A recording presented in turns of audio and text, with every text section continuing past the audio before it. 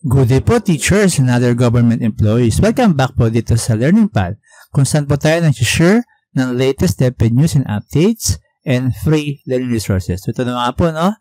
Meron na po tayong isang good news dahil meron na pong SARO ang isa pong university. So ibig sabihin po niyan ay malapit na pong mai-release yung kanilang PBB. So ano nga po itong SARO? Ito po yung Special Allotment Release Order from DBM na nagsasabi po na magkakaroon na po ng funds ang kanilang PBB 2023. So, check po natin kung ano po itong napakaswerteng university na unang-una nagkaroon ng SARO for their PBB.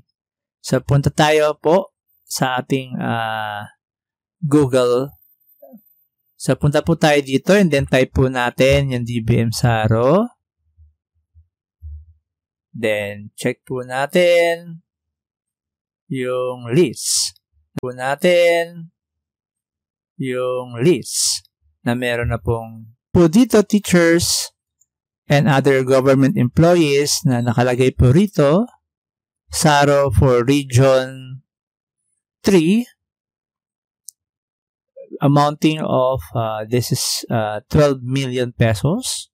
State universities and colleges, SUCs, Don Honorio Ventura State University, and that is for the funding requirement for the fiscal year 2023 performance-based bonus PBB pursuant to Executive Order numbers 80 and 2001 series of 2012 and 2016.